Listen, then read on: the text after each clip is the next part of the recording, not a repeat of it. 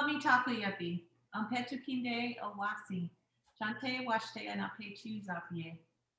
Ramona Kito Stately, amakiapie, damakota.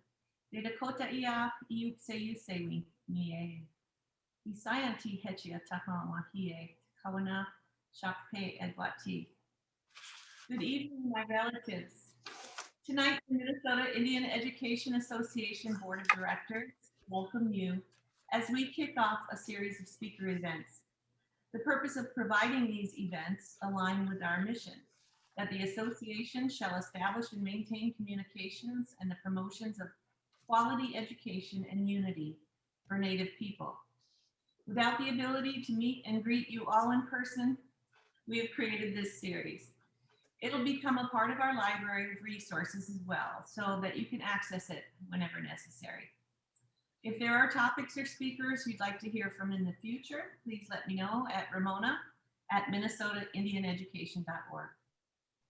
And also a thank you to the Shakopee Bidewakantwa Sioux community for sponsoring this event and our work to support Indian education in Minnesota. We cannot think of a better opening than with this presentation, Indigenous Pathways, Healing Historical Intergenerational Trauma, a timely webinar about the intergenerational impacts and Indigenous healing approaches to family and youth trauma spanning generations. This tiwahe family presentation will offer mitigation strategies for healing families and communities through time immemorial traditional practices, methods, and cultural holistic lifeways. So tonight I want to say welcome to Nancy Bordeaux and her amazing sons, Wakinyan Lapointe and Thorne Lapointe. And we're going to begin this evening with Wakinyan. Matakiapi, Dayawachian Capello, Tiwaikile, Ukitawapi. I want to say Wopla Tanka, sincerest and immeasurable thanks for having us on today. And this presentation will be by my tiwahe here, my ina, and my misu brother Thorne Lapointe. My name is Wakinyan Lapointe, and we are Sichanghu Lakota. But in our way, we always start with Wochekie, prayer. So with that, I'll begin this prayer with Lakota language. And what I'll ask for is Wonspe, na Woksape, knowledge and wisdom. Because when we are in those states, we can have a greater impact of healing, of positivity on each other. And the future will be that much more brighter. So with this prayer, I ask that those who are listening to give their hearts and minds together as we head into this presentation and explore meaningful understandings that will be presented by each one of us this evening. So I'm gonna light this sage here, this peji chota, one of the original medicines of the land.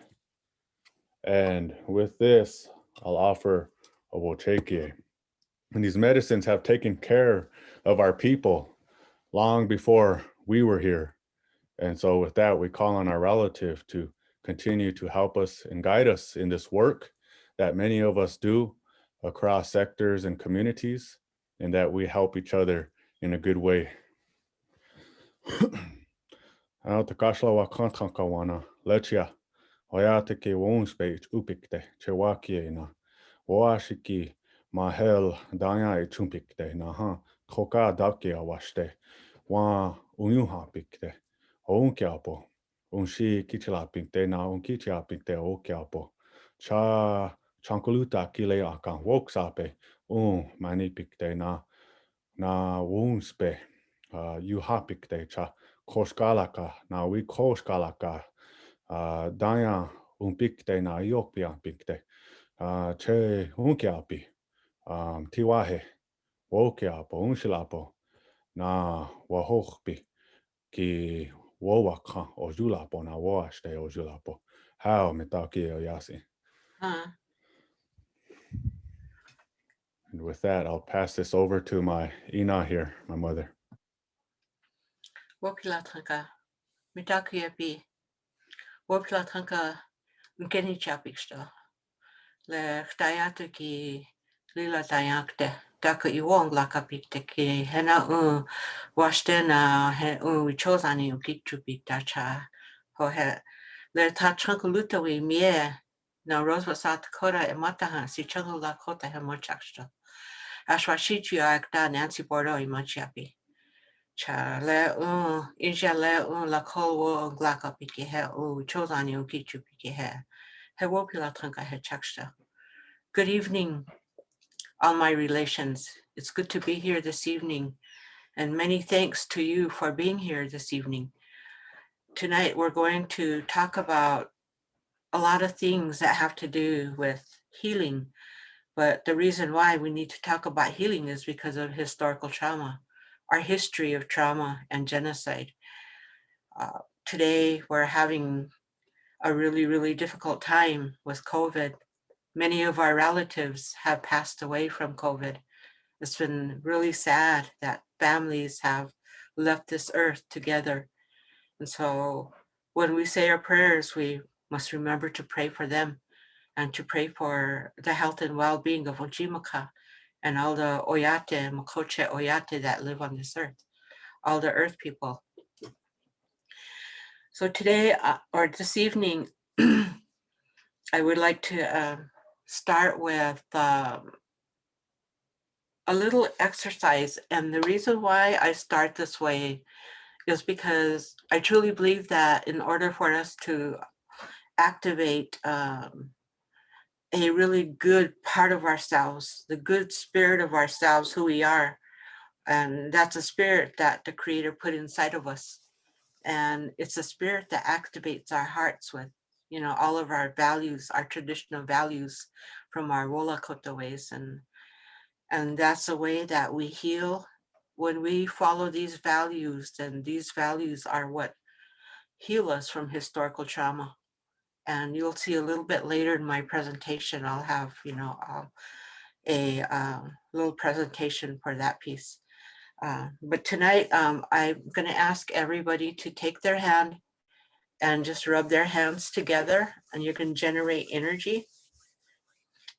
And I do this because we are 100% pure energy.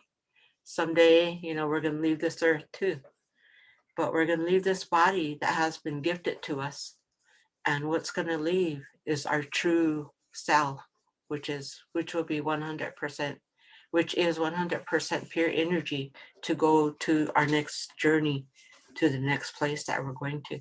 So we've done this with our hands, and then you can just pull them out and bring them together, and you could feel the ball that you're making. And we're all sharing this energy.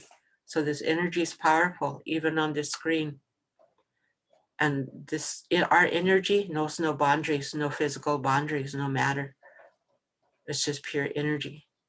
So this is the energy that we use to heal ourselves and who we truly are, our bodies and our minds, which is a powerful thing. You're going to take your right hand and put it on your heart. And on your heart, when you put your right hand on your heart, you're going to say a value, and you can just say it out loud or say it in your mind. And my value tonight is love. And I activate my energy with this love. And whatever it is that you said, you just activated your own energy. So we're sitting here, we're actually spiritual beings. So I want to thank you for listening and participating in that. And I want to start right off with, I am going to share with you something on epigenetics, because we're about how did historical trauma get passed down from generation to generation? How did it cross those generations? So let me pull this up here.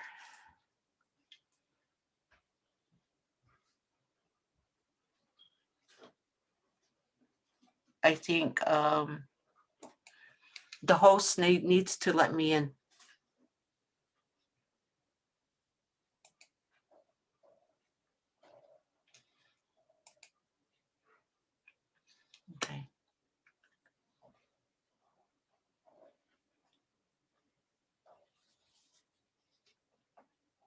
Okay, just let me know when you let me in.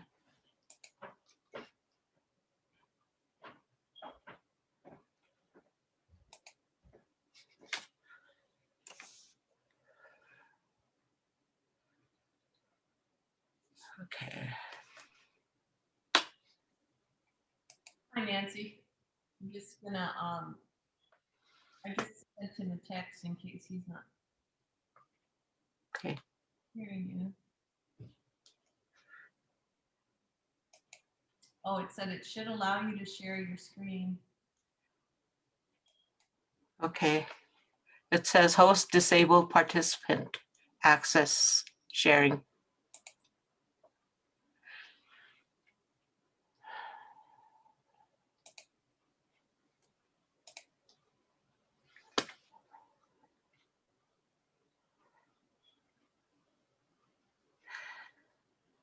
So while they're working on that, oh, here it is. Thank you. All right. Oh, good. Great. Awesome. Can everybody see this? I'm just gonna present a little bit on epigenetics and healing. Epigenetics is the biological transference of historical trauma through gene expression, and how that's passed down is what we've experienced in our environment, or what our ancestors experienced in their environment, and when the European invasion happened. And so epigenetics is really a powerful thing to know. It's a form of power for transcending beyond the traumas, large and small, that mark each of our lives and those of our families and communities. And trauma affects the psychological, emotional, and physical health. Intergenerational trauma is passed down epigenetically through family genes and gene expression. It is passed generationally from womb to womb, wound to womb. Genocides and massacres, boarding schools, and colonization have turned on the trauma gene for Indigenous people. If that trauma gene has been turned on, and it can be turned off. The healing genes can be turned on through positive intention, action, spirituality, and healing lifeways.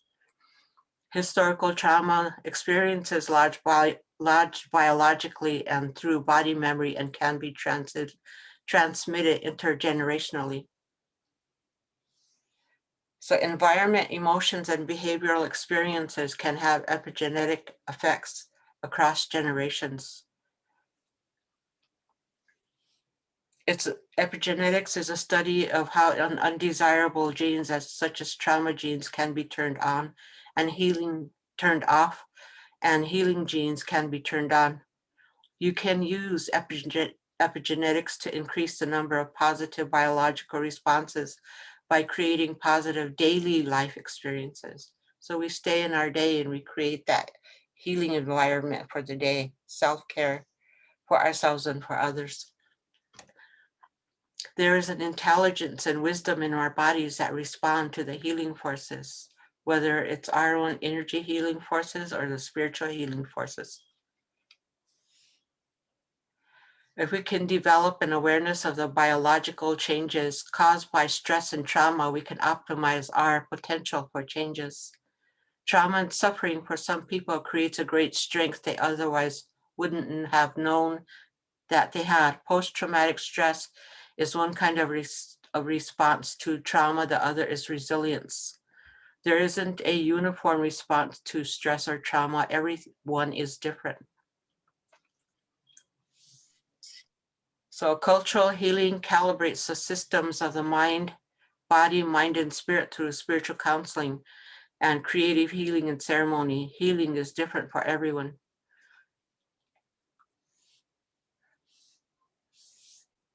So practicing empathy, compassion, and forgiving others liberates us from the past. Our own power and energy grows when we live our life in real time, present time, not the past or the future. Where you are is where you are the most powerful. You have the ability to change yourself and your environment in present time. And we're meant to live in present time. We're not meant to live in the past and worry about the past and continue to be traumatized by the past. Our healing time is now, it's today, and it's happening for many, many people, many, many families, even children. You can turn on the stress response by thought alone. It means that your thoughts can make you sick. If your thoughts can make you sick, then it is possible your thoughts can make you well also. So one mind, one thought, one prayer. When we think this way, we are in ceremony, and it changes our inner and outer environment. We can remember and be in ceremony at any time and any place, and even just those thoughts create healing within our body, mind, spirit, and within our heart. It is important to know grief and loss. Some people live with grief and loss all their life and never understood it. One of the most important transformative things is to sit with grief and loss, feel it, acknowledge it, nurture it, pray with it, sage it, give it to the Creator, and don't take it back. When you agree to give up grief and loss, you free up space for healing. So we're about collective mourning and collective healing, because collectively we've experienced trauma, historical trauma as Indigenous people. Collectively we've experienced genocide. Mind, and body healing. Body-mind communication is a essence of self-healing therapy. So we have to make sure that our body, our thoughts are about healing, because whatever is in our thoughts is also in our body. So if we're thinking negatively all the time or worry with stress, then we also pass that down psychologically from our mind to our bodies. Psychological and emotional trauma weigh heavy in the mind and body and manifests itself as stress, depression, sickness, and illness. This is when the trauma gene has been turned on. So we always have to make sure that we learn the language of healing. We learn the actual language, and we learn it in our body, and we learn it in our mind, and make this a daily habit every day until we always put healing first and not negativity. Whether the trauma happened years ago or yesterday, you can make the healing changes and move on with your life. Traditional ceremony addresses the emotional and physical factors that contribute to overall health and happiness. Cultural healing empowers and informs individuals with a deeper understanding of their inherent tendency and subtle but powerful ability to positively influence and direct self-healing. You are your own healer and a healer for your children and family. Our healing energies heal others, and it only takes one person to start the healing process. And I think that we're in a day and time right now where we're actually experiencing this. When you get on Facebook, you see people who've had loved ones passed away, or loved ones getting sick with COVID or something else, and then they ask for prayers. And so people are really putting prayers out there. Our hearts are really into it. And when we do that, then it's like a miracle happens. And so those prayers really work. We're sending that energy out there.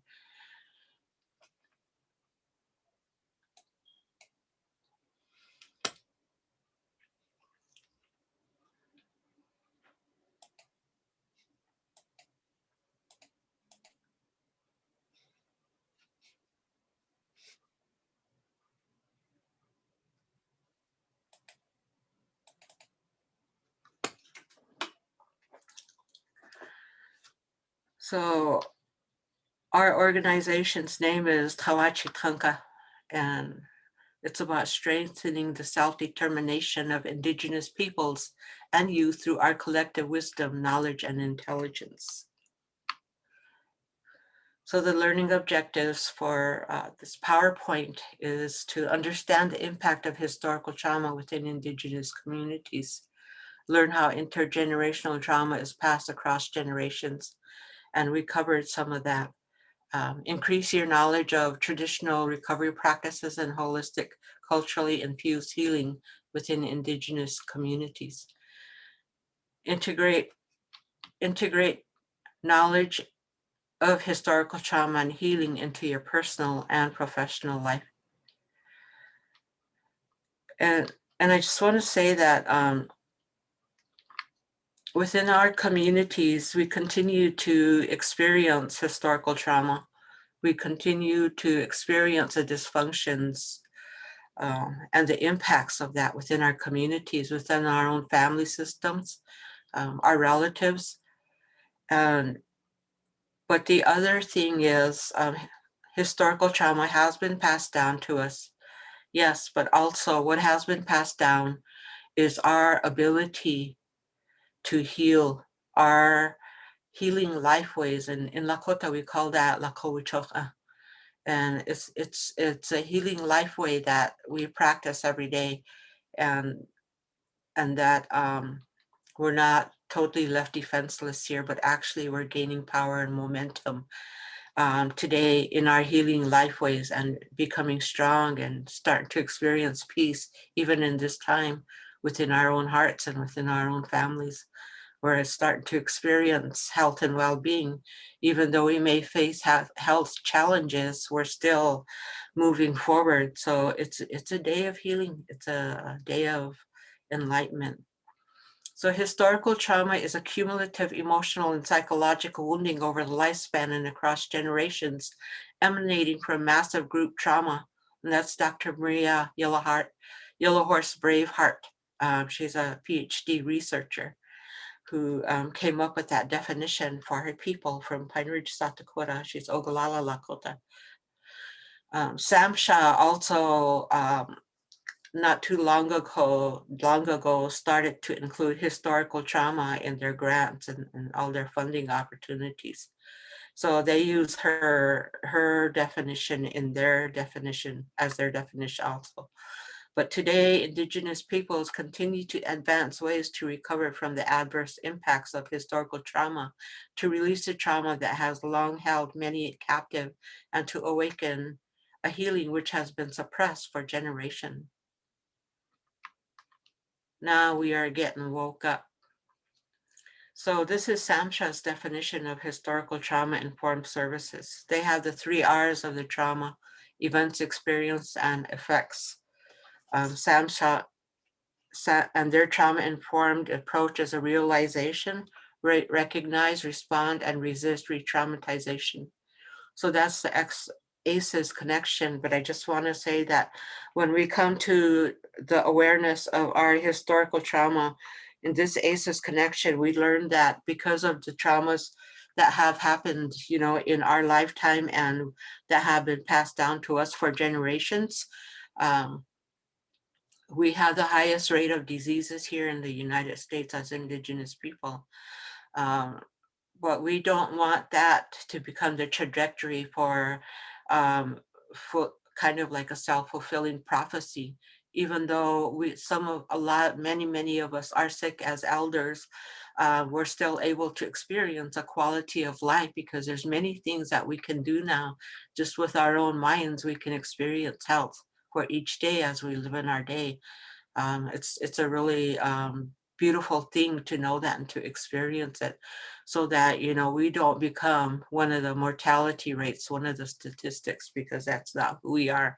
We are healers.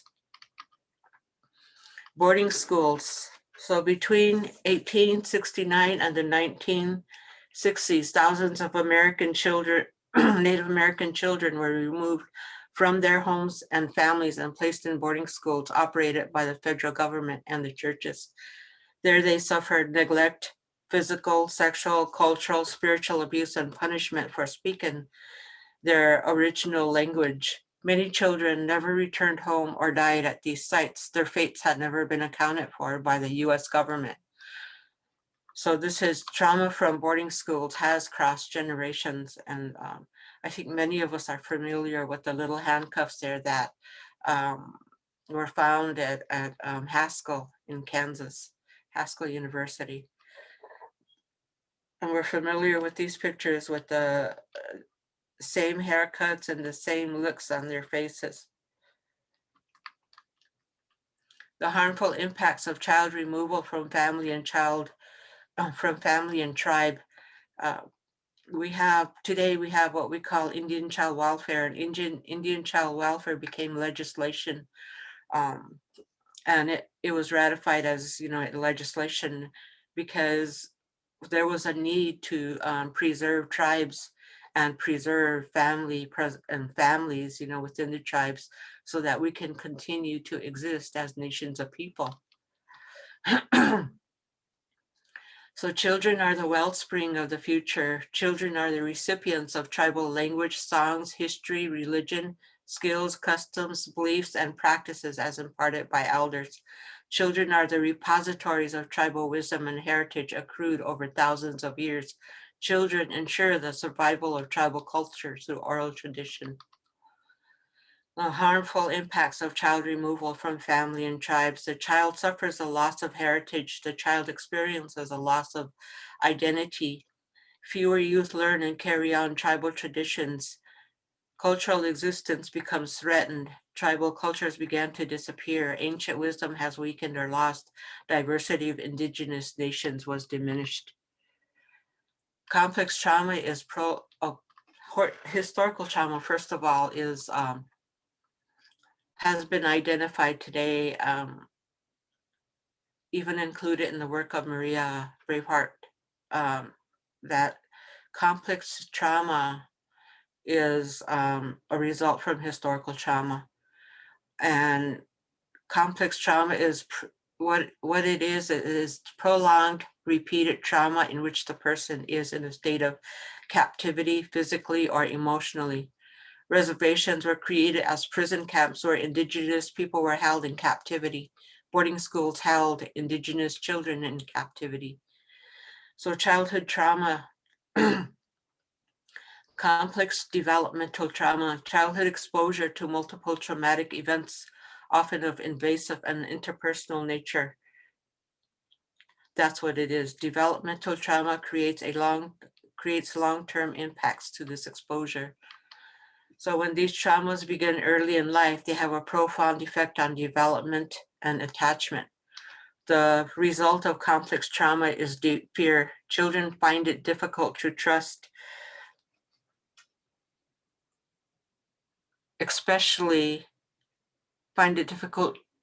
people, especially when this trust has been broken within the family system.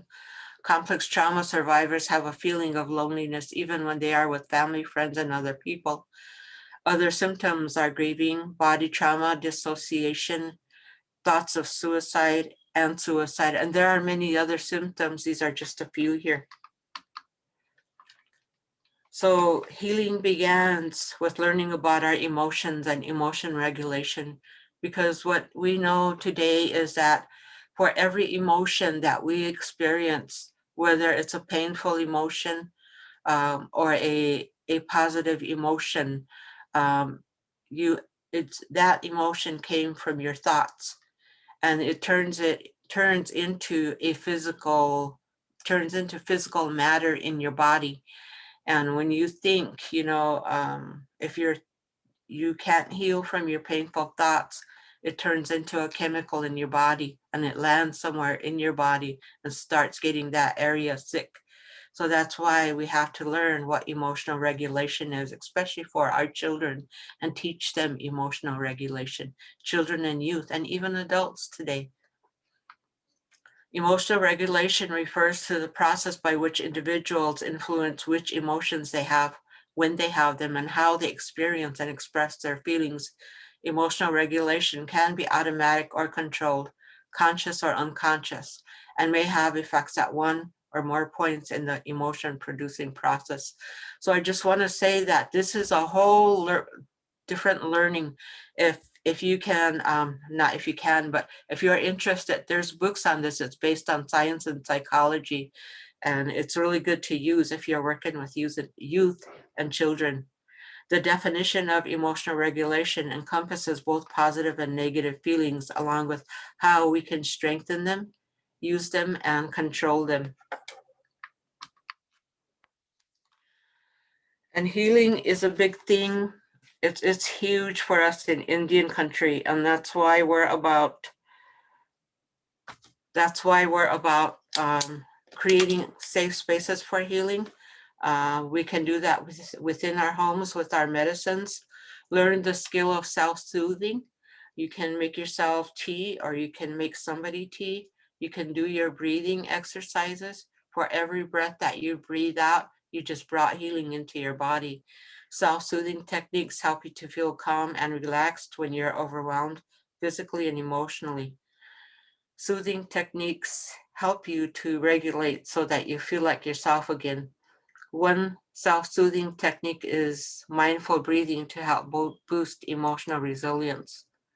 So I'll just skip that. So positive challenges are managing emotional skills, becoming a scholar of your culture or one's other culture, learn how to use values as guides, listen to your heart, let your heart guide, because your heart is a governor for your whole health and well-being.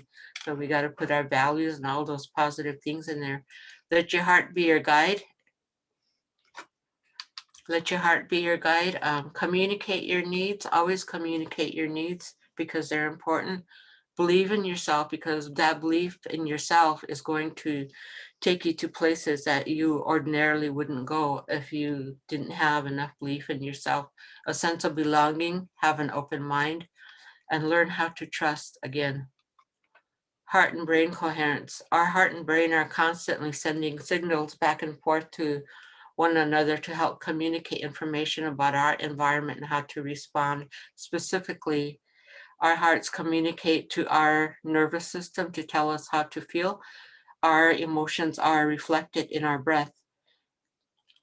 Feedback signals between the heart and brain create a level of coherence that can calm and center us or add to a feeling of fear, chaos, and instability, whichever feeling that you chose at that time or had stepped into. So we have to always make sure that we watch ourselves. When learning how to center into our hearts and breathe deeply, we can teach ourselves how to stay connected to a center of compassion and openness. So return to the sacred. This is our mitigation strategies, is to return to our traditions, to recovery, for recovery and restoration, intergenerational healing, historical trauma awareness, information, and education. Grandfather Sky and Grandmother Earth are healing for us. These are a lot of the traditional practices that we have.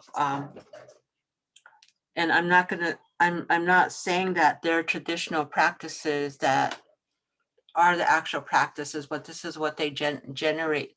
So when we're gathering medicine, doing our daily purification with our sage, all of that stuff, we're practicing heart activation. I put emotions there and a heart in there because that's where our healing comes, healing our emotions. We work every day to have healthy emotions.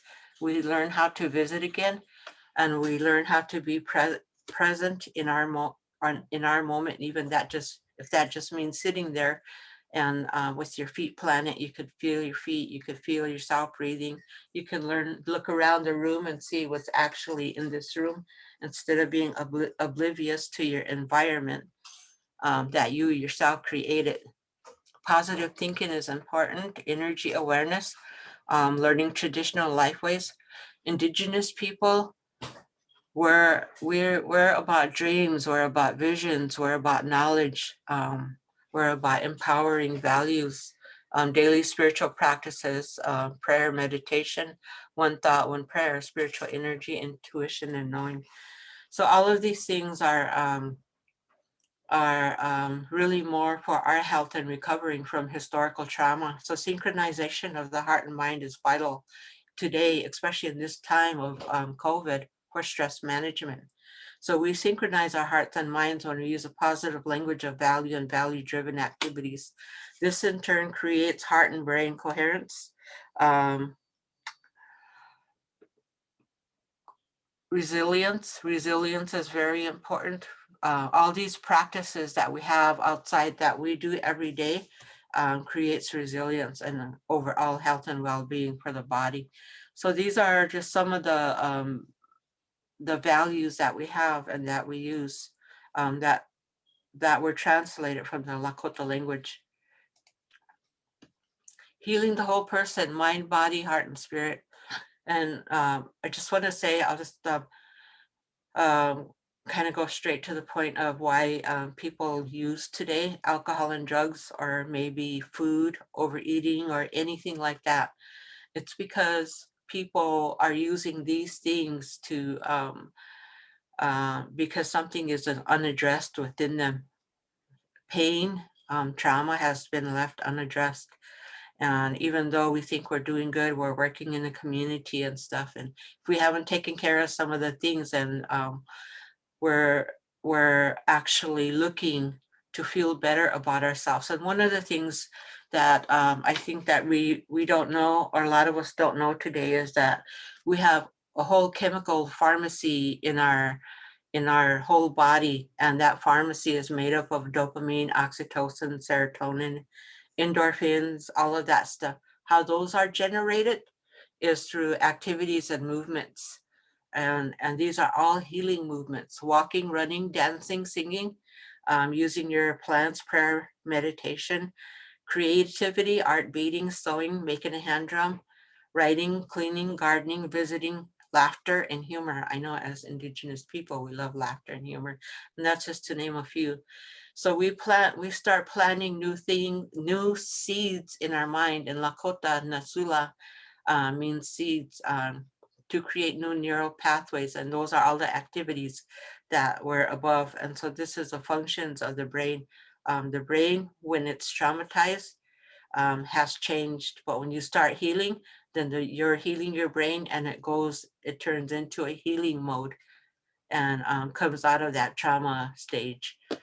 This is a healing tree, tree of life and values. So all of our values are on the bottom here. And I just, want to say that these values down here are what brings health, well-being, and healing to us, what strengthens our spirituality. And they travel up through the trunk like the water does. And we turn it into the activities of maybe singing, maybe praying, maybe exploring new things, maybe cooking a family meal, all of that stuff. So there's much more on there, but so purification lodge is important for us as Indigenous people. And we know that this is really life-saving for many of us. Grandmother Earth's heartbeat. This is this cone is about the vibrations of Ujimaka and our own vibrations. Every emotion that we have has its own vibration. And if you're stuck in negativity, you have low vibrations, and you go down here with all of this fear, grief, and a lot of times in our historical trauma, we're born this way and we're stuck here until we learn about healing. So this is like a historical trauma, a family that's affected generationally, that's stuck down here until they learn about healing. And then they get to getting by, and then they start practicing, all of the values that I talked. So they're expanding their self, their energy, their body, their whole worldview, and everything to be same heartbeat with Unchimaka, which is they have enlightenment here, but for us that's spirituality, 7 to 1,000 hertz, and we can actually match those hertz when we're feeling really well. So these are things that we know that we do that create health and well-being for us. And so that's it. And I just want to say thank you for listening and for being here. Wopila Tanka. And now we have Thorne coming up with his presentation, and I'll let him introduce himself. Let me take this off here.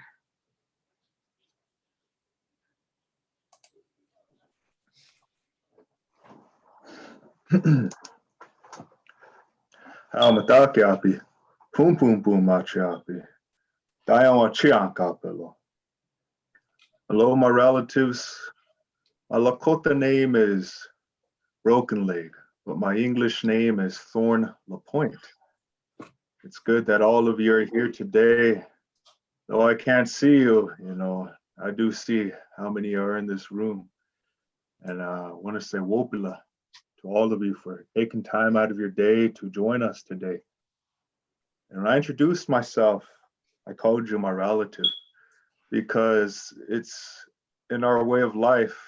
My grandfather used to say that we can have a community, but if there's no relatedness, there is no community. And so that's why before we start, we always lay that value base, and it's found in our greeting and the way that we address each other. So for us, that sense of relatedness, you can't expect to have a community without a sense of relatedness. And so that's one of the essential values. Like my Ina was showing in that value tree, at the roots were the values. And as that tree grew up, you could see all the branches spreading out, like family, caring, love, self-love, things like that on these branches. And that's why values are important to have in family, in community, and even in the places we work. Values to Indigenous peoples and anyone, just the human family, it be considered like oxygen.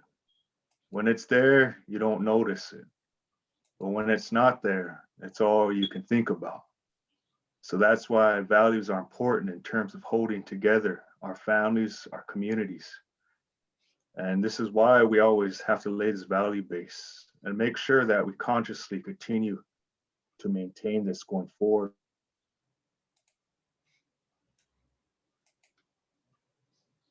Today's theme is Indigenous healing historical intergenerational trauma.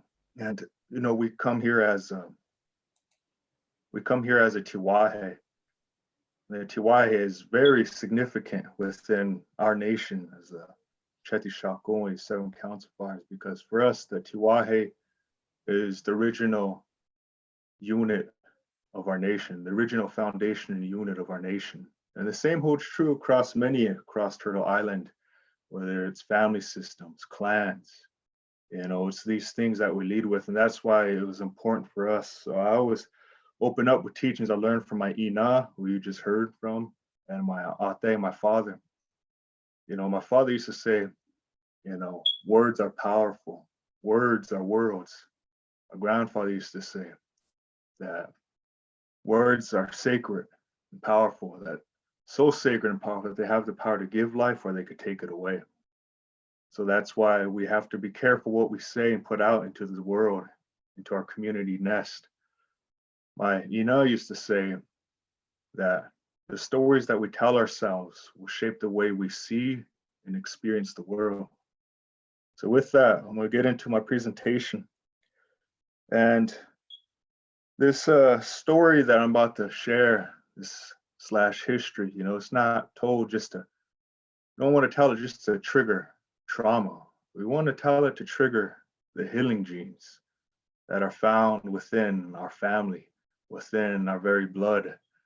And so this is that we hope that we understand that historical trauma just didn't travel down. Along with it was the healing practices and Indigenous knowledge systems that allowed us to maintain our identity and our continuous survival as distinct communities of the world and Turtle Island. So with that, I'm gonna get into my presentation here. Slide, I'm gonna go through some history, just a brief overview to accompany tonight's presentation.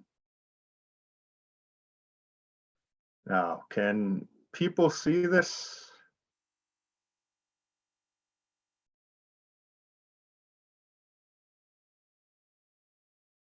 I'm gonna assume, let me see.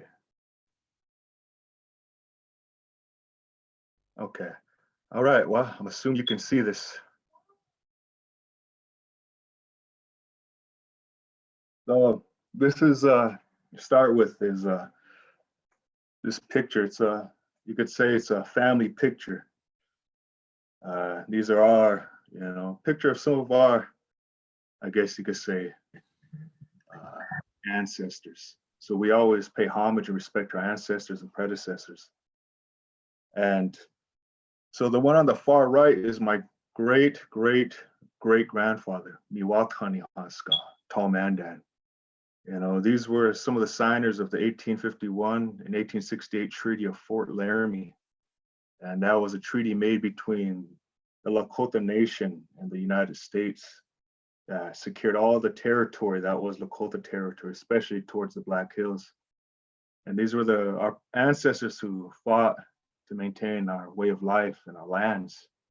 So I always start with this because when they made that treaty, that's when our fight for our lands, our fight for sovereignty, self-determination, and even human rights began. Because what made understand is the treaty is an international instrument. So that's why it's important. It's me carrying on the family business, I guess you could say, so to speak, when I pay respect to our ancestors and predecessors who are still living during this time as well. And so this is kind of where our work began as a tiwahe, you could say. And for us, we continue it on with this story. Again, the stories we tell ourselves shape the way we see and experience the world. The teachings from our mother and my father. This is important. The family instilled a sense of purpose, sense of direction, pride, and even mandate of how I'm supposed to carry myself in my work. So let's get into a brief overview of American Indian history to accompany tonight's presentation on Indigenous pathways. So it is a brief overview, so I'm going to try to take you all through this, and I was not trying to put as much history in here as possible. I was just trying to give some of the main points that kind of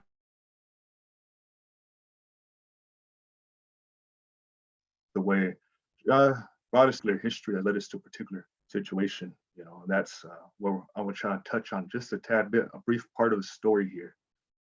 So with that, we have to understand, in order to know where we're going, we need to know where we've been. So a brief overview of American Indian history. So in this historical overview, 1492, yes, I went back, but I'll skip a few things here and there. 1492 that's when, you know, European history started. But Indigenous history goes back, reaches far back to the beginning of time, or as we like to say, since time immemorial. So 1492 is when Columbus got lost in here, was almost thrown over his ship in a mutiny by his crew. And he eventually made it to the Americas and stumbled upon these shores anyway. And there, he, you know, they say he discovered America, but you can't discover a place where there's already people, as we understand. And he was, to Indigenous peoples in the real history, he was a harbinger of death. Many. You see, in our original story, our origin story, my people starts in the Black Hills. And that's the heart of everything that is Sapa. That's where our emergence story begins. For us, that's you know, that's our origin story. And we have original instructions and histories that show us how to be in relation with each other, our land, because of the trials and tribulations we went through. And these stories were unfolding long before in our societies and nations before 1492. So we have to understand this piece. My mother always makes sure that we understood this growing up. My mother and my father always told us our original stories. So 1492, around that time, around the whole Western Hemisphere, from the tip of Alaska all the way down to North America, South America, Central America, all the way down to Colombia, you know, there was estimated 100 million Indigenous peoples. In 1492, Columbus lands from the East Coast to the West Coast. Violent colonization unfolds. And we hear things of the doctrine of discovery where they say, by Christian nations, by discovery, we own this land. And here, you know, things like this start to unfold, manifest destiny, and then they start to push left violently. And by the end, leading up to this time, there's only 5% left of those Indigenous peoples throughout the Western Hemisphere. So only 5% who survived, this violent colonization, genocide. So, that's a piece of history that should be taught more. We're the most written about people in this country, yet they still know nothing about us. Why? It's by design. Because in order for us to call this country in to the courts of justice and to take corrective action and redress, there needs to be a victim. And again, historians knew this very well. This country knew that very well. That's why I said it was by design. Most written about, yet still know nothing about. Things like this, we have to begin to question the very foundation that this country was brought up on. There were two sets of property that built the commonwealth of this country: the illegal taking of our lands, and even the property of the African Americans as slaves to build cotton kingdoms and their industries, where they imported and exported abroad back to Europe. Off the commonwealth that they made off our lands and off the backs of slavery, they built this country. So we have to be very understanding of this history and not shy away from it. Then we get into treaties. Now, treaties, again, I told you briefly of some of our answers. Now, there are many treaties across the lands in Turtle Island, now known as the United States. Every one of them was broken. There's only very few cases to where parts of those were honored just of late. But, treaties is an international instrument. Why I say that is because European nations used to use that with each other. When they came to our shores, the British particularly used that. And here they didn't know how to deal with us, make agreements with us. So they used the treaty making process from the East Coast to the West Coast, as is documented. And what they did is they unintentionally made themselves accountable to international law.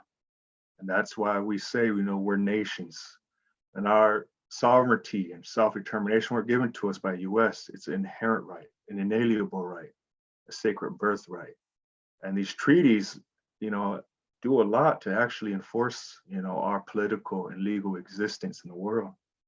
That's why there's a main push for treaty rights, for land back, for self-determination and real self-governance on our terms as we define it.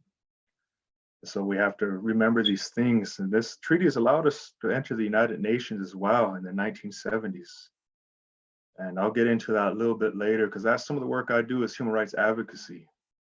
I also do some Indigenous youth work, a storyteller, singer, and I help, where I can in my community. Now, 1887 General Allotment Act, that was a time when they essentially parceled out what was left, of American Indians' land.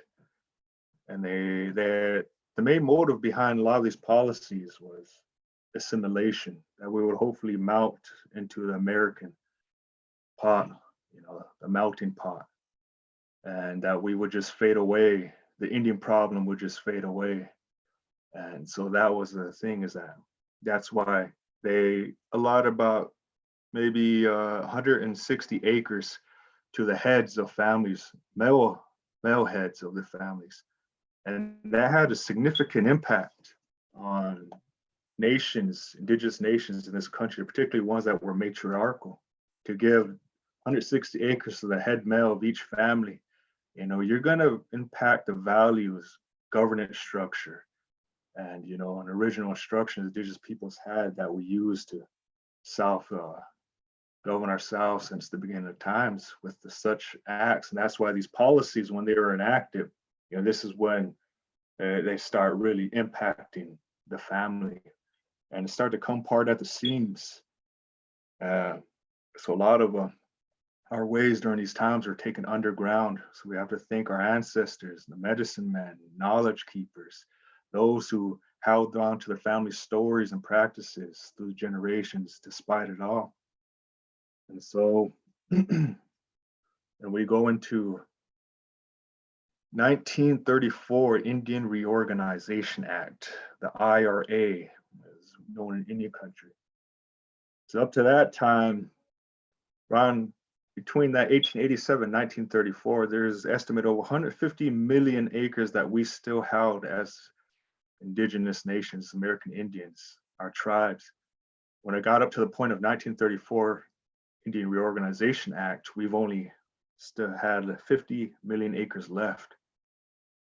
So we lost quite a bit of land, because white settlers, wanted to pretty much a trespass, and they wanted all the land for themselves. So 1934 Indian Reorganization Act came about, I believe in 1928, there was a study done, and it was done by visiting 95 American Indian nations, Southwest, like the Navajo, up this way, to the west, things like that. And the 95 tribes were surveyed by Collier, and here what is now known as the MIEA report.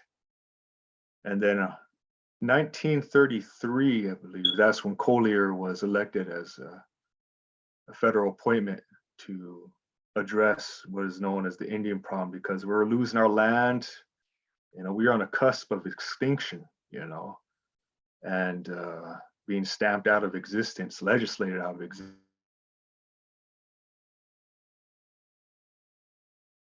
In 1934 is the Indian Reorganization Act. He wanted no more interference within the self-governing and cultural, outline, or religious outline of our ways. And so he wanted to help the American Indians to self-govern.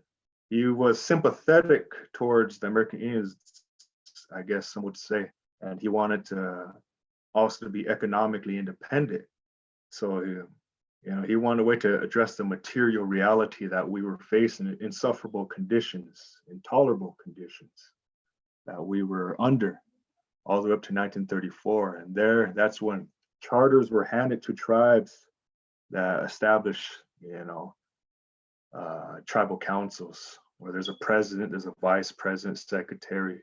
Very much 1934, you could say the enterprise model, corporate model was imposed largely without, consent or consultation.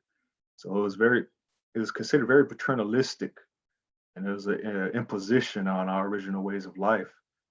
And here they said self-governance at the same time. It really wasn't our self-governance. And so that was a 1934 Indian Reorganization Act. That was in John Collier. And so then we get to 1956 Indian Relocation Act. So, wrote that twice. Anyway, 1956 Indian Relocation Act. Up to that time, we were on reservations. Like our reservations, particularly Lakota, were considered prisoner of war camps. That's how they originally started out. That's really well known throughout Indian country, parts of it. Up to that point, we remained on the reservation in this almost still part of this assimilation project. And in 1956, the ulterior motive behind this act really, what many would say, is they wanted our land still. And so they said, how do we introduce or assimilate the American Indian, into the American way of life, into this melting pot? So 1956 Indian Relocation Act was introduced to, and they said that they will help families who want to come to the cities to be a part of this program, where they'll introduce them to, training, job placement. They'll give them housing and, the services this act. And so many cities throughout the country were identified in the City Relocation Act in 1956. Cities like Seattle, like LA, like Cleveland, Chicago, and Minneapolis, Minnesota. These cities were introduced. So these families came to these cities. And again, it's not a surprise, it was a failed program. And there's a lot of promises, again, were broken. And essentially what happened is that American Indian people were, you know, socially and economically abandoned in these cities.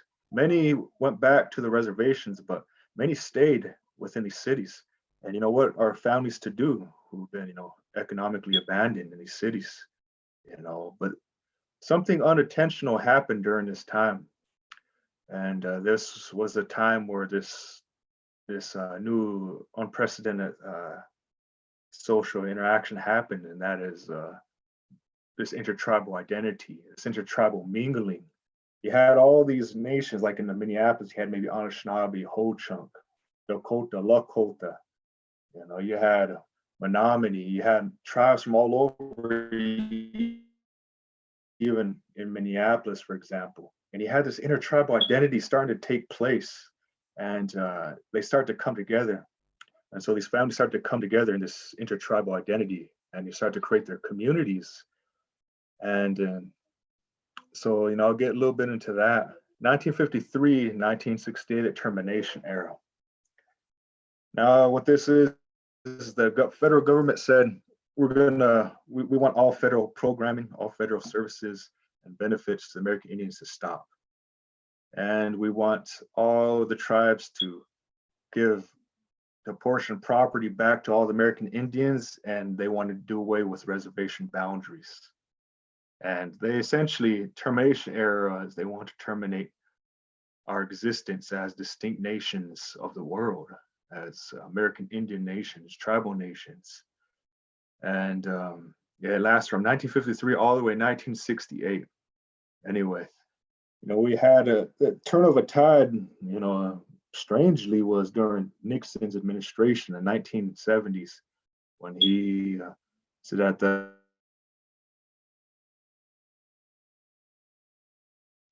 role of government then should be to really, it was pretty much the continued existence and governance of American Indians. So strangely, under his administration, there was legislation passed that started to bring us back. But the 1970s was very important. It's because it was the conscious rise of Indigenous Peoples sovereignty movements. You know, these sovereignty-based movements started to emerge, and here a lot of them were in the cities. And I get back to this intertribal identity. So this intertribal identity began to shape forth, and particularly in the Minneapolis, you know, there was a movement, particular movement called the American Indian Movement, who came into existence to fight police brutality, to try to make a place for their people and the children. So they start to establish, and they enter like what we now have, like the American Indian Center, you know, Little Earth Housing, you know, and it started to establish even in the 1970s, the first American Indian run schools where American Indians defined, you know, their learning, they developed their indigenous curriculum. They told the real history, and they want to educate their children, you know, in this way, and back in their ways of life, but also how to maneuver and operate, you know, within, you know, the American way of life, but to remain who they were doing so. So 1970s American Indian survival schools were open, and this was completely new in American Indian education. And a lot of us, due to these movements, you know, they start off as movements before they start becoming, you know, formalized and officialized into institutions and the buildings that we know them, you know, whether there's American Indian Center, job placement, training programs, you know, Indian housing, you know, they start off as movements, as rallying cries. Eventually, these rallying cries start to mature into programs, start to mature into policies, start to mature into priorities that American Indians had front and center. And sovereignty, self-determination, and their land, you know, was front and center in that. And to be maintain their survival, continuous survival as distinct peoples of the world. During that time, you heard sayings like, "We are not your Indian anymore," or "respect our existence," or "feel our resistance." You know, these sayings start to rise. You know, this revolution of indigenous thought started to shape forth, you know, a lot of opportunities for American Indians in Indian country. You know, and here one such opportunity is that just right strategy that even went to United Nations, and they used the treaty. 1974 Wakbala Standing Rock. The Lakota elders called all the young people there and they gave them two mandates: use the treaty, go to the United Nations. And into the United Nations, this intertribal movement, the sovereignty-based movement of distinct nations of Turtle Island marched. But there was also those from Canada, even South America. This is a picture to the United Nations in 1979, the first delegation to go. You had to the left, red shirt, he was from Pine Ridge. We had Muskogee or Creek. We had the Iroquois Confederacy to the right. And in the back, you'll see a drum group, one of our predecessors who got us into this human rights work. It's back there on the drum right now in this picture in here. They're marching into the doors of the United Nations to make their case for justice, their case for sovereignty, for land, for treaty, and to tell the world, the original world, how they existed since time immemorial in their lands, and how they could even inform and save this world. And so, the story and the movement continues. Like I said, we do some human rights advocacy. So in the doors we walked, I guess, years later, we heard this story. There was a story that our parents shared with us, just as many parents during the movements, days were shared. We wanted to go to the United Nations. And so we asked one of the predecessors who was in the movement during that time to get us in the door. And, he did just that. And that's where our work started. We're about 20 years old or so. And we started doing the human rights advocacy in the United Nations in New York or Geneva, Switzerland, expert mechanism, Rights of Peoples, to really start to articulate how do we install our human rights as Indigenous peoples on the ground level, where sovereignty is not one that's given to us by states, but one that should be acknowledged as an inherent right that we're born with. No one gave us these rights. I heard a predecessor say that, these rights are inalienable because they weren't given to us by man. They were given to us by the Creator. And as Indigenous peoples, we do not separate the Creator from the creation. That's why a lot of it's tied into our lands. So you have to remember these stories, because these stories, they will inform the way you see and experience the world. And this is a helm that is still left open for this generation to take. And we're fortunate to have a family, a Teoshpai extended family, who told us, don't wait for anything, go out there, find it. And so that's what we did. And we got involved in this work, thanks to some of the elders of the movement during that time, thanks to our tiwahe, our family, for always teaching us about these stories of our ancestors and what they fought for, and that the dust of the battle from yesterday has not settled. There's still some unfinished business to be had. It's high time we take that home. So there are many fronts, as my chair would say, but there's only one center. It's time we come to the center, just as this gathering today is good that we're coming to learn. So, that's where I get into some of the things here, is that we have to understand that about stories that I just shared, the history. Stories are self-fulfilling. We have to be careful with that. There's a macro level of the stories I just shared, but there's also the micro level, a personal level that we have as Indigenous peoples. And, that goes back to my was saying about how history can trap us. Sometimes we could hold ourselves hostage to an unjust past. We have to understand that stories inform our present, and they will inform our future.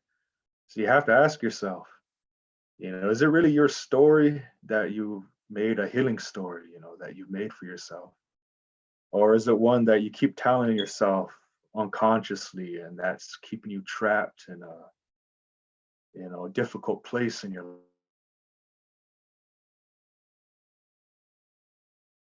And so we have to be careful. It's like my father saying that, words are powerful, words are worlds. They have the power to give life, or they could take it away. And then, my experience in working in community, I've seen what words can do on the best of ways and the worst of ways. And just the same is true for stories. You know, you have to be careful the story you tell yourself, because they are self-fulfilling prophecies. They could end up that way. So you have to make sure these stories are healing, these stories are medicine, these stories are power.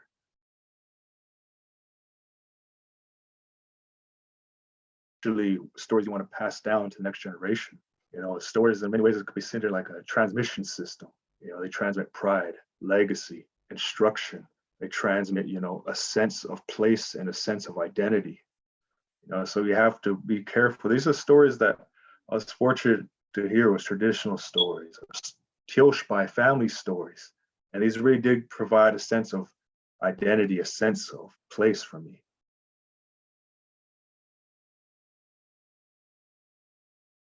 And, you know, almost destiny. And so we have to remember these things. And culture, you know, if they see as the original life-saving program. And so, you know, coming to the end of my slides here, but these are things that, you know, hope will build on, you know. So culture is the original life-saving program. And okay, and then relatedness, you know, is the award-winning strategy. So for us, that's how we, you know, this is how we have to see and experience the world. This is things we have to pass down to the next generation, because the next generation is watching us. They will follow in our footsteps.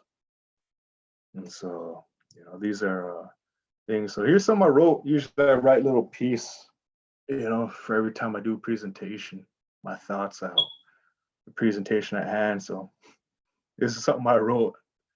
Just today, I was thinking about what I was going to present on is language to Indigenous peoples is what culture is to the spiritual health of a person, is what indigenized is to the colonized, is what soil is to the seed, is what oxygen is to the lungs, is what medicine is to the hurt, is what the North Star is to the lost, and to what water is to the roots of a tree. Vision unapologetically, persevere and you will triumph. So there goes my presentation. I hope you enjoyed it. Now I'll pass this on over to my tiwahe, my big brother here, and to help bring us home. So Wopila, for listening, and hope you enjoyed it.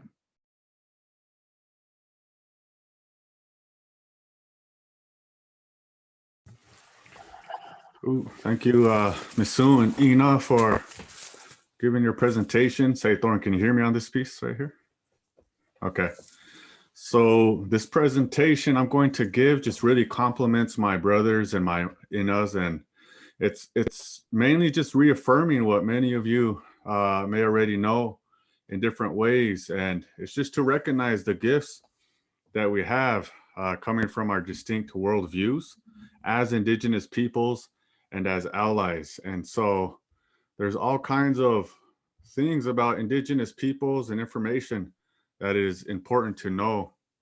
One thing is that Indigenous peoples are also the original nations. They are the oldest nations of the land, mainly because they have never relinquished their relationship with Mother Earth. And so we can always continue to deepen our understandings in those ways, and to make sure that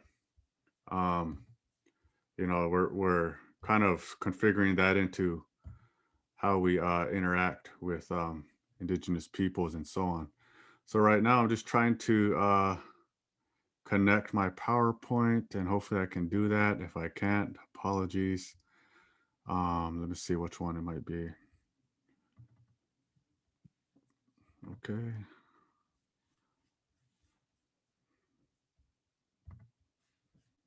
And Thorne. So I may need some help here, but kind of take it away for a little bit. All right, well, in that case, there's some other things that I wanted to say before I had to stop myself before I keep going on and on. You know, that's a thing that we have to remember, is the power of storytelling. And so for us, we have to remember that stories again will shape the way we see and experience the world.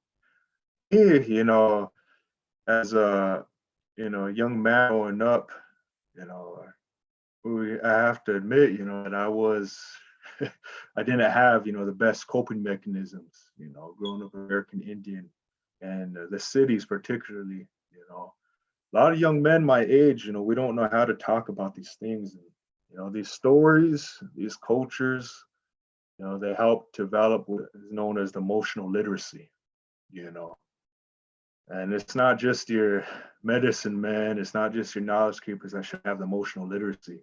It's everyone, particularly, young people, my generation, we should develop emotional literacy. And that's what culture does. Culture instills the emotional literacy, the spiritual literacy, the transformational literacy. So these are things that we have to really pull into focus when we learn about these cultural practices. You see, I love that image of the tree that my ina, shares, and of the values at the roots going on up, and then you start to see it bloom, caring, compassion, respect, and that's the importance of these ways of life. And so we have to develop this emotional literacy as Indigenous peoples. So for me, we have to remember these stories. But there was a story I want to share.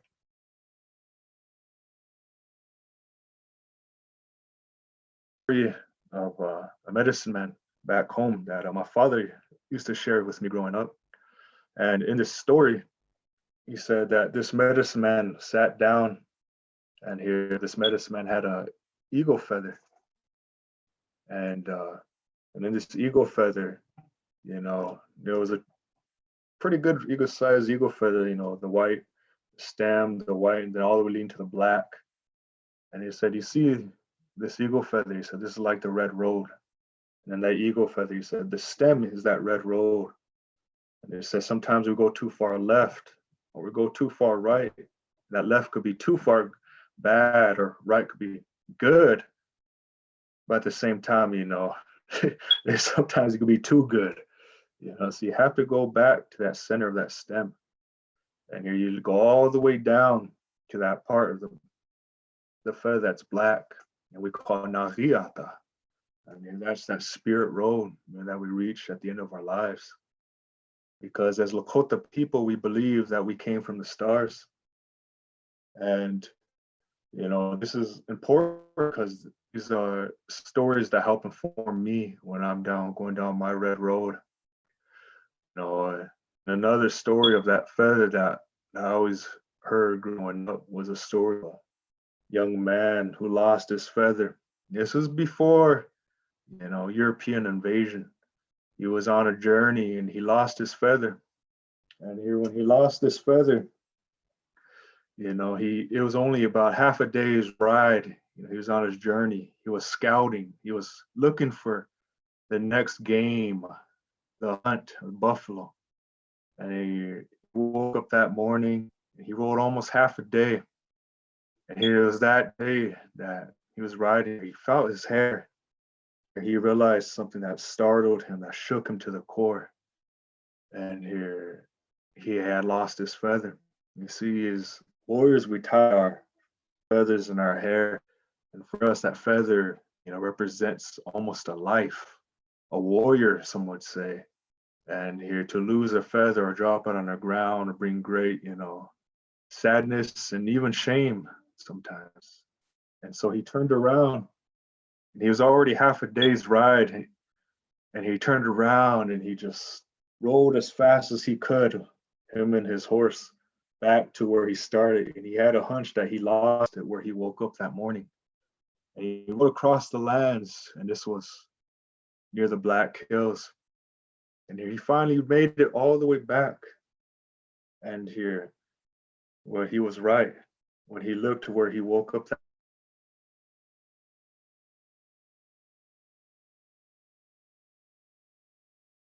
that morning, there he found his feather on the ground. He got that feather, he did his ceremony. he put down tobacco. He said his prayers and asked for forgiveness. And he picked up this feather. And when he picked up this feather, he realized he was surrounded by the enemy. And so what he did is that he was ready. But the enemy didn't attack him. And his enemy was the enemy tribe, but they understood this feather because their way was also the human being way of life. And so they honored this young man for doing this, for standing up for himself. And he was ready to die for this feather when he realized he was surrounded by the enemy. And so, you know, these are these things I remember. And so that's why these feathers are so important to us. You know, they're our pride and glory. You know, they're given to us when we do great deeds like this, and we honor each other with them. And you could be from different tribes, but, you know, for us, it's just a human being way of life. Because if you go, you know, down to that root, we'll see we're part of that same tree, or at least in part of the same area of the forest. That's why it's all familiar. So I hope you enjoyed, you know, my segment. That's a story I always try to share before I end. All right.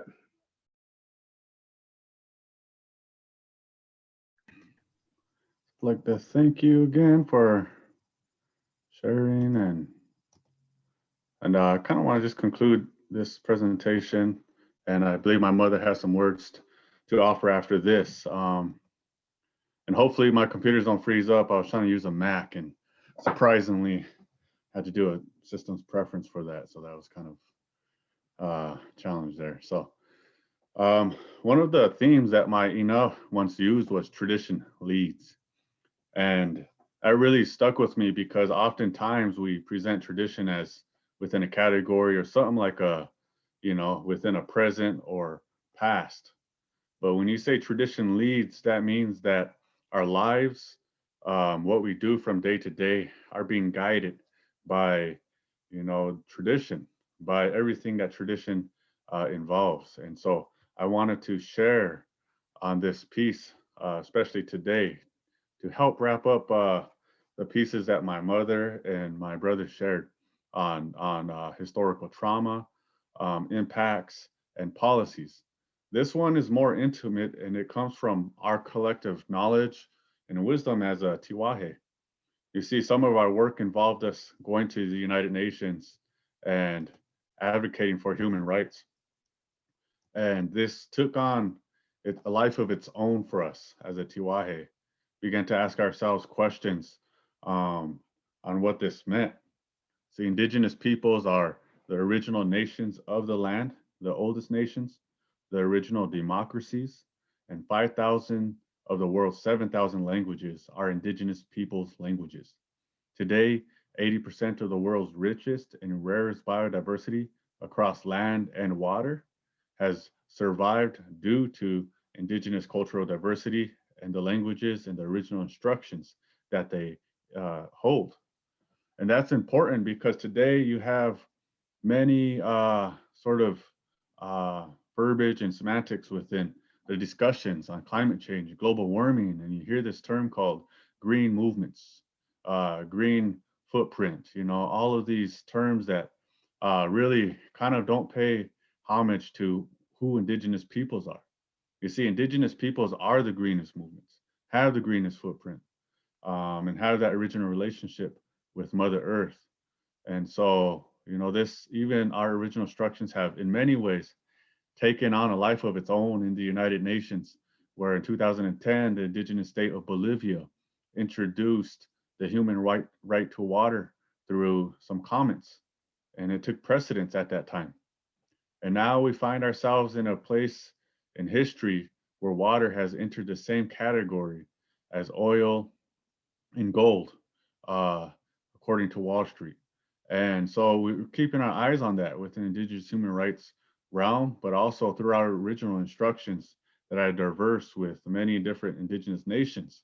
You know, we're developing distinct approaches to help protect, defend, conserve, and sustain water. And so that's just one conversation that indigenous peoples are having globally, but something our tiwahe has worked on in partnership and in relatedness with our indigenous relatives from different countries and from here. And so one thing I want to point out is oftentimes we work in programs and organizations what's good to know is that indigenous knowledge, you know, it's composed of diverse systems which predate colonialism, systems of environment, of water, biodiversity, culture, governance, kinship, all predating colonialism, the original democracies of the land. So indigenous knowledge for each indigenous nation is distinct, rich, and thereby contributes to the richness of, you know, the global indigenous movement, indigenous peoples. And so why we put that S at the end of indigenous peoples is because that was hard fought after 3 or so decades by our predecessors who today continue to advocate that indigenous peoples isn't just an homogeneous identity, that there are 350 million indigenous peoples. And, you know, and so the diversity in the United States is really strong with tribal nations. One thing about the map of the land that we find ourselves in is that the names for the lands that we are in still maintained through indigenous languages. So there's some cool apps coming out where they'll share the original names of the land within each state and so on through the original language that was spoken there. And so I just kind of want to share that piece. And you've seen something at the end there, the Declaration on the Rights of Indigenous Peoples. So oftentimes the framework for what respecting indigenous peoples may be lacking at the local level, but on the global level, what occurs is a deepened conversation through 46 articles found within the Declaration on the Rights of Indigenous Peoples, and that is on the inherent rights of indigenous peoples. And so you can use that as a framework for collaboration, partnership, and respecting and understanding indigenous peoples on a deeper level. But this brings me into tiwahe. You know, so my tiwahe, we've been through challenges and opportunities together. We've collected knowledge from the outside world and brought it into our center and learned to translate that and how to operationalize that after we reflected on the experiences we had, whether that was going to United Nations, whether that was being here, doing work in community, any type of work we're always involved in. So tiwahe, the original family system, according to the Lakota language, I believe Dakota, had this original process inherent. Why do I call it original organizations? Is because, you know, they're just that. Today you have corporations, companies, governments, but according to the land and indigenous peoples, we still maintain our original organizations. One of these is tiwahe. One of these is Tioshbai, Oyanke, and Oyate. That's family, extended family, community, and nation. And you see those in different ways. And otherwise, other than Oyanke, you hear Oshbaye. And Oshbaye means a bite off the whole. And so without the Tiwahe, the Lakota nation could not exist. And so in capitalist Western nation states, the nation state can actually survive without the family to a large degree. But the Lakota nation cannot survive without the Tiwahe unit. The Tiwahe unit is an original, foundational, governing, and leadership unit of the Lakota Oyate nation. And so there's a strong story there, a strong process that's still embedded. So we still have a sense of hereditary leadership that exists, and that is at the Tiwahe level, where the Ate and even the Ina take on leadership roles. And within my tiwahe, that has been very influential for us. And because, you know, without their wisdom, both of their guidance, it wouldn't have been possible for us to go to the UN, to make a statement on the floor in front of hundreds of indigenous peoples organizations and nation states, and to have the courage, the blihichia, the waunshila, to be able to do that. And so a lot of these things figure in. I'll talk more about this as I move on. But I just want to share this piece because it's really important. Not only is indigenous knowledge alive, not only does it represent the future, but original organizations of indigenous peoples are still intact. And so they survived some of these policy eras that attempted to terminate, exterminate, or eliminate us. And I pay close attention to that because it's really important. The Tiwahe is our original school of thought. It's a place where our original qualities of leadership first emerged and were cultivated. And when a tiwahe is able to follow those original instructions or reincorporate some of those original teachings, a lot of great things begin to take off again. And it's not all perfect or anything like that, but what I'm saying is we have those original gifts today that can help us. Original organizations, original systems of knowledge. And then there's the power of storytelling that kind of brings it together, these organization and systems of knowledge. And so in Lakota, from our perspective, I share from an Indigenous perspective, but specifically Lakota. And the power of storytelling, what really stood out to me recently was the studies on the impacts of storytelling on the mind. See, storytelling activates dopamine, oxytocin, and cortisol. And so those are three neurochemicals that have to do with creating memory, thereby building knowledge, activating empathy, thereby building positive-based relationships, and that feeling of happiness and joy and unity to bring us together. So the Lakota people were really powerful in their ways and extraordinary as storytellers. And all these three dynamics that I named, the unity, the knowledge building, and so on, that was critical to being a Wichote, a village, or in a Yate, a nation. We were powerful storytellers, but also orators. And so we recognized, how to bring out that mental health, how to bring out that physical health and the health of the heart and the mind. And so we recognize the spirit as well, the Nalchi. And I'll get into that later. But first, I want to talk about what activates these internal gifts that we have. The Ihambloglake. Ihambloglake is when a vision or a dream comes to a person where they're sleeping or through ceremony. And this is distinct and different for each indigenous nation. So this is not a homogeneous application. And so a Ihambloglake is when those dreams come to us. See, in the tiwahe unit, starting from there, we recognize the power of our dreams. And so the tiwahe would help each other to understand those dreams, and especially through the appropriate ceremonies that would take place. And so dreams were a part of storytelling. And we recognize that we're not just a part of our own or other stories, that we're also a part of the stories of dreams. And so we recognize that within our dreams, we're our relatives. And then we have Wichoyake, the stories that come after humans came to the surface, particularly within the Lakota genesis. And so that was really important. And this knowledge, comes from elders, not me. It comes from the elders and having to learn from different elders who imparted their stories.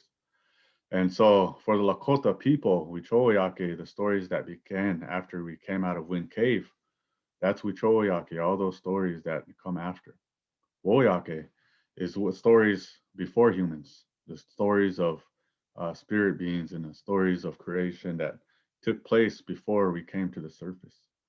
Waktoglake are the stories of victories, of deeds, and particularly for the Lakota people, there are very revered ceremonies that come with that. And then I like to pay attention to this one, the stories of tiwahe.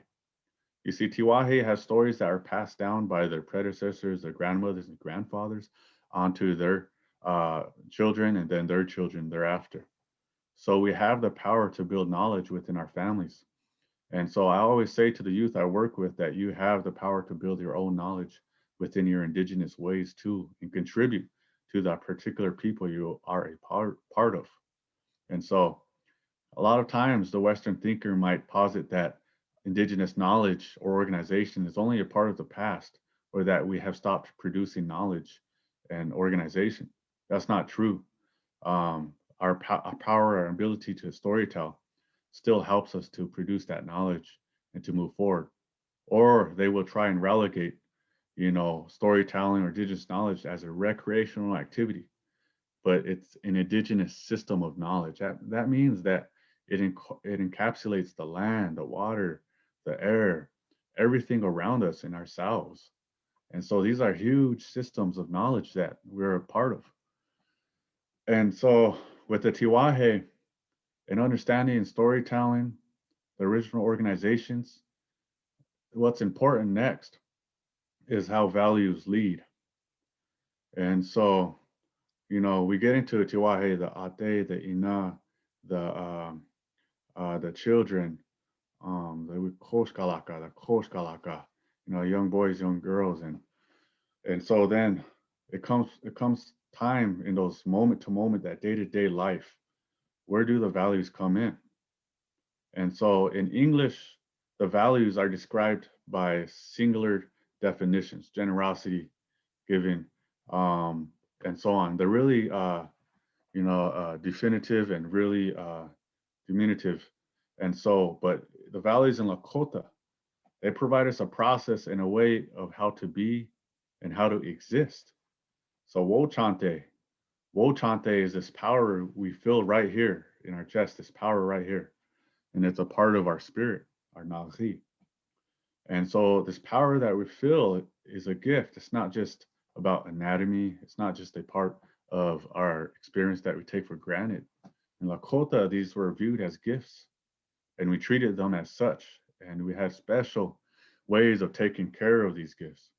And Wochanto Ganake is when we took everything in the world and we regarded it and placed it within our hearts, and we saw the world through this way and experienced the world through our chante, our wo chante. And so these words provide a way of being guidance. It's an original guidance system for the tiwahe. So not only was this in a guidance system, original instructions, but they were laws that were imparted during the period of woyake, those stories that came before humans. And so there's a little story about that. I think it's fitting to tell it too a little bit, since it's snowing out. And I said a little wocheke just before this. And it's the story of the race around the Black Hills. But I'm gonna cut to the end here. And in that story, the magpie jumps on the back of the buffalo, and then before it gets to the finish line of that racetrack, he jumps over that finish line for the two-legged, the Lakota people, who, if they won, got to stay on the surface.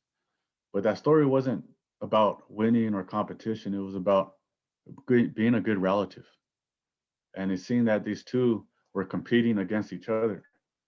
But it was also about teaching Wolakota, teaching Mitakie Oyasin, which is peace, that making of alliances, the friendly ones. It was about all my relations. We are all related. And so those two values that I just talked about are what my brother would call the award-winning strategies of the Lakota people.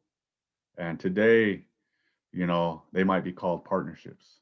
They might be called collaboration, cross-sector collaboration, all these terms that kind of sanitize what Lakota people or Indigenous peoples have in their original meanings. You see, it's probably on my next slide. I might be going over time, but today we're connected across culture, technology. We're connected across technology. It's all about connectedness, speed of connection, rate of connection. But as my tiwahe says, without a sense of relatedness, there is no community. And so all of these values within the Lakota way of life and similar across Indigenous cultures situated that relatedness was a key principle of community, meaningful collaboration. And sure enough, it is, because relatedness creates meaningful and lasting relationships needed for meaningful and lasting plans. And so that's kind of what creates a lot of sustainability for us. And I want to share this much, but you can see what I was going to get into in these other words. And so all of those words really important. Universal balance, spiritual balance, the mind. And Wopila is a special thing that we do, a ceremony. And it could mean sincerest and immeasurable things, but oftentimes you'll see it mean great things or big things. But I like that one, sincerest and immeasurable things. Wopila Tanka. because that comes from our deepest place of being, our spirituality. And so I want to share that much on these values, that they guided and led the family, that values led, and they were critical to self-determination, self-governance, and the inherent gifts and understanding tiwahe and Oyate. So there's all kinds of things like that that are really cool to think about.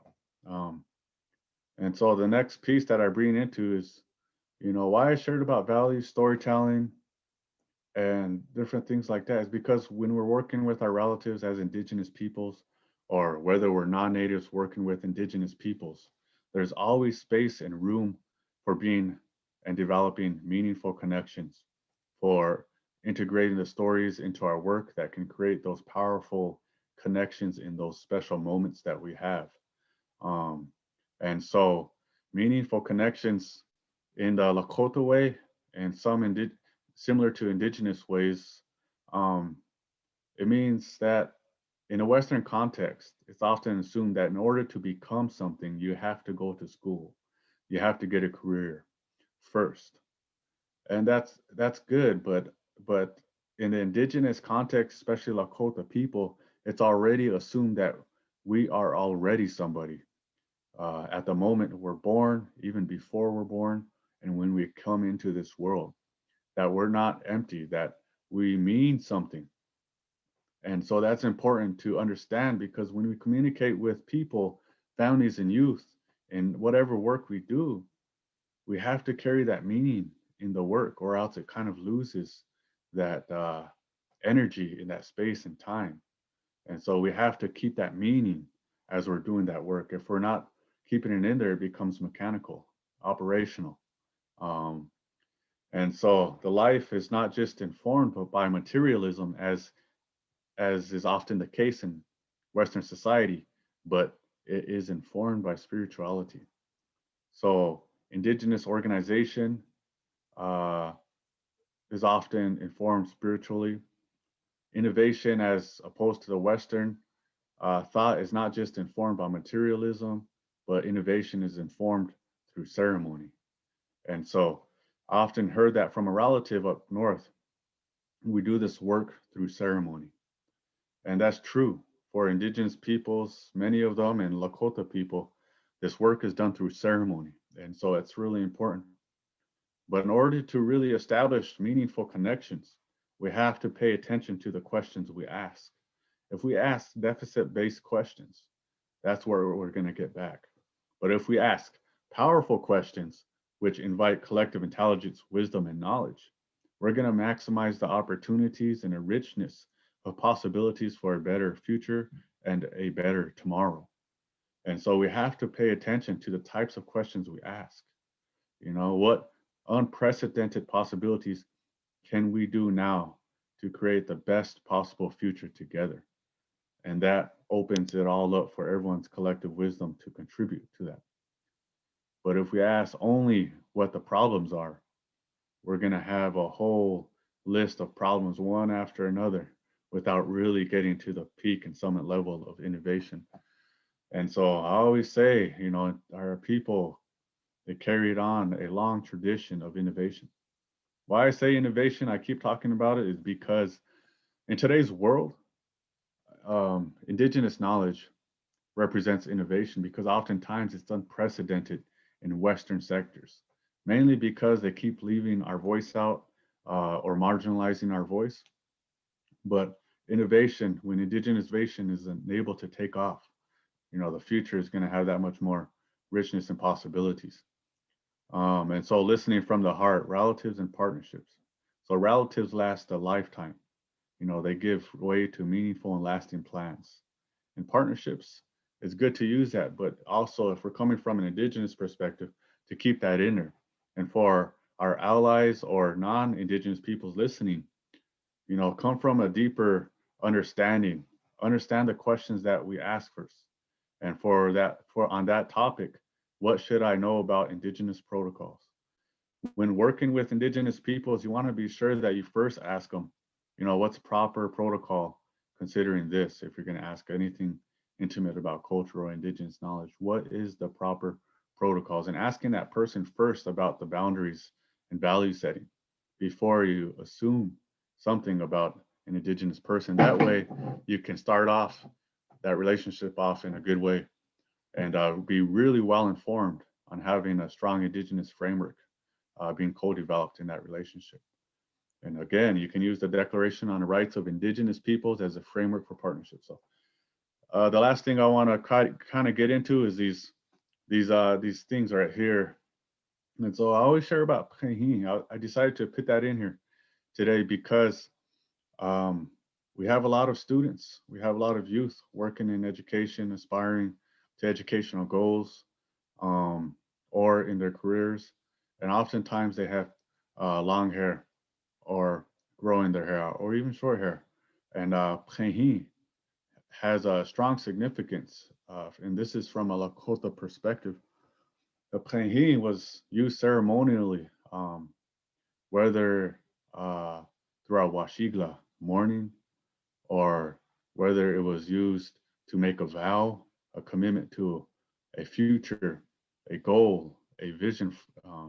And today those vows can be to remember our languages, to remember our cultures. And so oftentimes you see relatives with short hair. It could be for mourning, but it could also be a commitment to the red road, to get sober, but also it could be a commitment to remembering their original ways of life. And Pehi is also used much like sage in some cases, not often, but oftentimes you'll see a person, a relative using it, kind of burning it, and like sage, but it's often not done as typically as one would use our sacred medicine of sage. And so Pehi, we believe that it was our spiritual power. We even gave strands of it to warriors. And some say it came from medicine people, some say from animals. But you see those spirit shirts with hair hanging off it oftentimes today in museums. And that hair was our spiritual power we would give to protect and strengthen our relative going into a hard or challenging circumstance. And during our Washigla and mourning, we would caretake for hair, whether a lock of hair or whether we cut our hair in mourning. And so, we call those many things, but I just want to touch on that because as these kids are in school, their hair is part of this rich ceremony that is always occurring. The hair connects them to the spirit world, and it's a gift, and so I want to point that out. And so there's words here, but I'm getting down on time here. I can keep going for a long time, and I kind of don't want to do that, but so there's different things that have a lot of meaning to us in Lakota, where the backup singers, is often they're called in the English language, but in Lakota, we call them Wichaglata, which is to inspire, encourage, and empower the people, Wichaglata. But in the English language, you have those rock bands and all that, and they call people backup singers. And so what I want to point out is that when you see things like the chancheja in our communities, and you see roles being taken care of in these special ways, oftentimes you'll get Western frameworks being imposed upon Indigenous knowledge. Like with the drum, you'll see backup singers being called that by English and Western thinkers. But in Lakota, they're called Wichaglata, to empower and give strength to the people. And so, it's an honor when an unchi or an auntie comes and sings by the drum group. And in my perspective, what I always share is the women are the most powerful singers because they carry that healing in their voice, this power in their voice. And so I really want to share that piece. And no matter where they're at, standing or sitting or behind the singers, they hold that special and powerful role. And so they have their own songs. But my brother, he shared on something recently. Words are power worlds. Words are worlds. And so, that's what we believe. And I believe Albert Whitehead said that once is, words are powerful. Words are sacred. They have the power to take life or give life. And so when in our relationships, when we share words with relatives in these connections we're making, those are literal investments into their energy, into their spirit, into their heart. And so we have to give them the best possible medicine to live, survive, and overcome throughout the day. And so my ate, he always says, each one of us is a medicine pouch. And it's our job to fill that medicine pouch with our medicines, our stories, our songs, our words, and so on. And it's true, you know, we have that Nahiya spirit inside of us. And so what I want to share next is just about a little bit, and I'm going to close maybe after this slide or so, is that chante, the heart, the Nahi, the spirit, the mind, the tawachi tanka, and the body, the tanchan, all form this cycle. We have to take care of each one. And if we stop here, then our mind begins to suffer. If we stop here, then our chante begins to suffer. And if we stop here, then our nahi begins to suffer. And so we have to give to each part of ourselves and make sure that it's being nourished, and also be good stewards of our relatives and their spiritual energy. So, you know, within collective leadership, oftentimes in Western society, leadership is only a part of a logistical material framework with performance measurements and so on. But collective leadership for many indigenous peoples, from me as a Lakota, I view it as also the spiritual foundation. And so Lakota indigenous communities are known for being collective. Even the Declaration on the Rights of Indigenous Peoples points out the collective nature of each human rights article, that each human right was conducted collectively by indigenous peoples. Here we have three words, nacha, which is to be the head, itrancha, to be the mouth of the body, and tiwahe, and I'll get into that one. But what that means is that we're a collective-based society, leadership. Every leader within each Tioshpai had to know the people, the elders, the young, the old, and had to get their stories, their knowledge, their input, and thus they were highly informed and would take all of that richness of knowledge and data back to their decision making and consensus, and thus decision making was highly refined. And so, you know, today, that communication in Western sectors, that's what breaks down, is that communication doesn't act like that in those sectors. And so when they have these plans for a better future, what happens is it breaks down at each level, each sector, and then that communication breaks down. But our people and many indigenous communities had these original systems in place where we knew how to have sincere and meaningful connections and conversations with each other. So I want to share that piece. You know, you could say it's the original research, original data, original governance, original systems, and they're still in operation today. And I want to point that out, and because it's important. And so, you know, with that piece, I'm gonna stop share here. Here's my enough information, and just take it down right now. I'm glad to see that there were over 100 people here in attendance, and still, even at this time. And so I want to share those pieces because I think they greatly intertwined with my Ina's presentation and my brother's presentation. And, you know, that's just from our tiwahe experience as well, and our relatives who took their time to impart their knowledge. And so I was really appreciative of that. And I hope that it just reaffirmed, even just reminded, or just, you know, touched on what you may already know. And it's really important to talk about these things, because today we have all these Western systems, but we got to get back to and remember to give process, structure, and meaningful, you know, just ways of being back to the original organizations of the land, back to who we are. Because a tiwahe, it has the power to build its own processes, the power to build its own knowledge, and to operationalize that. And so, you know, what I always say is a Lakota people are a future-based people because, you know, we took the past, we took the present, and we reinvested the best of what we had, as my ate said, into that future. And so we take the best investments of our ancestors and reinvest that into our future, as my ate, Lapointe said. And that one really stuck with me. It's a really powerful point. And I encourage you all to, you know, just kind of take words, you know, take words in the English language and, you know, take back the narrative, take back the way we're described, because we're not just, some of these things aren't just kinship units. Many of them are governing units.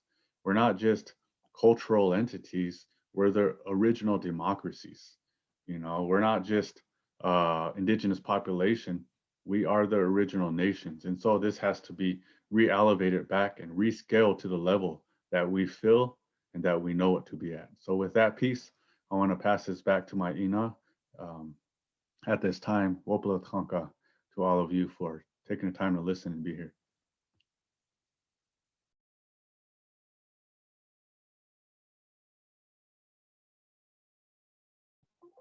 I think it's still on mute. Your mic's on mute. Okay, thank you. I just also want to say Wopila Tanka, and I'm really thankful for everybody that has attended, and just want you to know that anytime that you learn something, you never forget it. Anytime that you learn something and it is in a good, positive way, it's going to come out for you in some way. It's going to manifest itself. So if you're looking for more information on this, there's always information available out there, but we're also available to, somebody asked for our email, so I just put it in the chat there as our contact information. Also, I want to say Wopila Tanka, and I'm sure Thorne wants to say. I want to say Wopila for everyone for taking part in today's webinar. Yeah, that's what it's called. Today's webinar, you know, it's hard during these times, and so we're learning how to be better virtual Indian guides, so to speak, I guess. Getting it down here and there, learning the matrix. That's a good one. I hope that you enjoyed this. And I think Ramona wants to come on and close us out with her words. Thank you, guys. That was wonderful.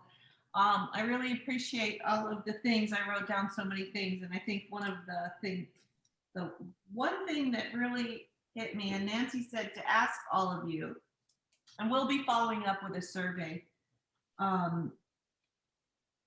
what resonated for you. And so I was thinking about that question, Nancy, and Okay. Relatedness is the award-winning strategy. I really loved that statement, and I really thought I think it's probably some of those strategies that are so simple but so powerful are on our minds, all of our minds right now. So I just want to say thank you to your beautiful tiwahe. We will follow up with an email. We'll add your contact information and make sure everyone knows how to access this live. So thank you everyone for being here this evening. Okay, watching. Okay. Until then. Sure. Okay, thank you. Thank you. I just want to say that somebody asked for that one handout that I had out there, so that will be emailed out. Okay. By Ramona. Okay, thank you. Okay.